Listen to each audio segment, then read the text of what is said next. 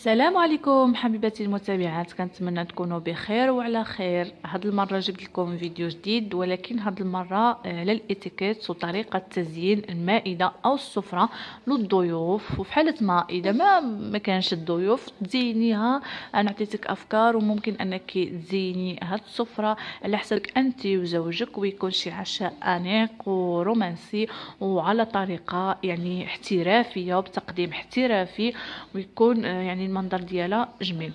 بالنسبه لهاد السفرة دائما كنحتاجو اطباق اللي غناكلو فيهم الاكل بطبيعه الحال، وضروري اننا يكونوا جوج اطباق او ثلاثه لا اكثر، ما يكونوش بزاف الاطباق فوق بعضيتهم، يعني الماكسيموم ثلاثه، ولكن انا هنا عملت جوج اطباق.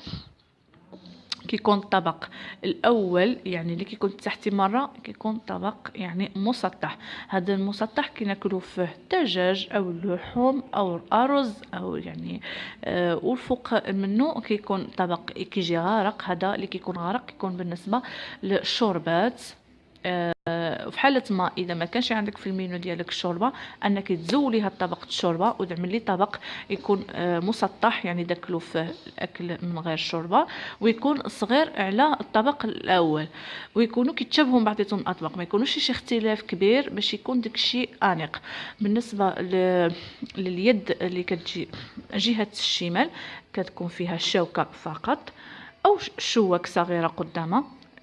كنحتاجو الشوكه، ممكن انك تقطعي بالموس ليمن وتنقل الشوكه ليدك اليمين باش داك اللي بالشمال على حسب الدين ديالنا اننا ناكلو باليمين، وماشي ضروري اننا ناكلو بيد الشمال. بالنسبه للجهه اليمنيه كيكون كنوضعوا فيها السكين، والجهه الحاده تكون داخل الطبق، ما تكونش برا، ما تكونش هكذا، تكون جهة الطبق هكذا خصها توضع، ويكونوا قرابين الأطباق، ويكون قدام الملعقه اللي غادي نشربوا فيها الشوربه، في حاله ما اذا كانت متواجده الشوربه، يعني اذا كنا غادي نقدموا الشوربه. وفوق الطبق يعني كيكون ملعقه صغيره وشوكه صغيره، يعني هذه هنا كبيره كتكون على الشمال والصغيره كتكون فوق الطبق. هادوما كيتحتاجوا للتحليه، يعني حتى ملي كناكلوا الماكله ديالنا الاطباق الرئيسيه كنحتاجوا هاد الملعقه الصغيره والشوكه الصغيره للتحليه فقط، يعني ما ناكلوش بهم الاطباق الاخرى. وبالنسبه الكيسان كنحتاجو هنا جوج كؤوس طبيعه الحال، واحد الماء وواحد العصير. في حاله اذا كان العصير، اذا ما كانش العصير كنزلوا غير الماء فقط.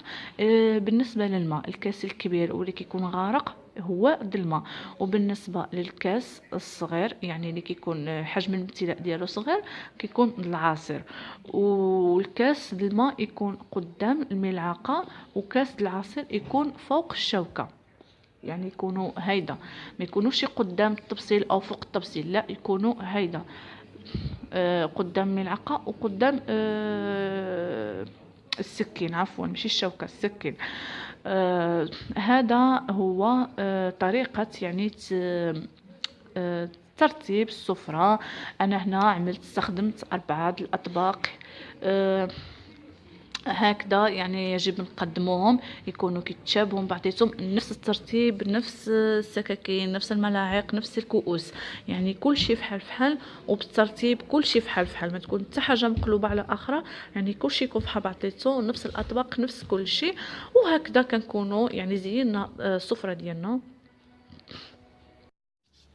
كنتمنى حبيباتي انكم تكونوا استفدتوا معايا اليوم. بالنسبه حنايا ربات البيوت يعني الاغلبيه ما كيعرفش انه كيفاش، ما كتعرفش كيفاش تقدم وتزين السفره ديالها، وكيفاش فين توضع الشوكه، فين توضع الملعقه، فين توضع الكيسان. انا جبت لكم اليوم هانتم عرفتوا كيفاش انكم توضعوا جميع يعني الحاجات في مكانها المناسب وبطريقه يعني انيقه وجميله، وكيبقى تزيين السفره على حسب المناسبه.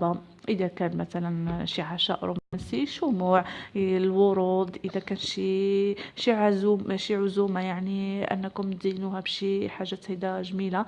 وكنتمنى انكم اذا عجبكم الفيديو تعملوا لي لايك وتشتركوا في القناه وتفعلوا الجرس باش يوصلكم من الجديد، وما تنسونيش بتعليقاتكم وارائكم. ومع السلامه، دمتم في رعايه الله.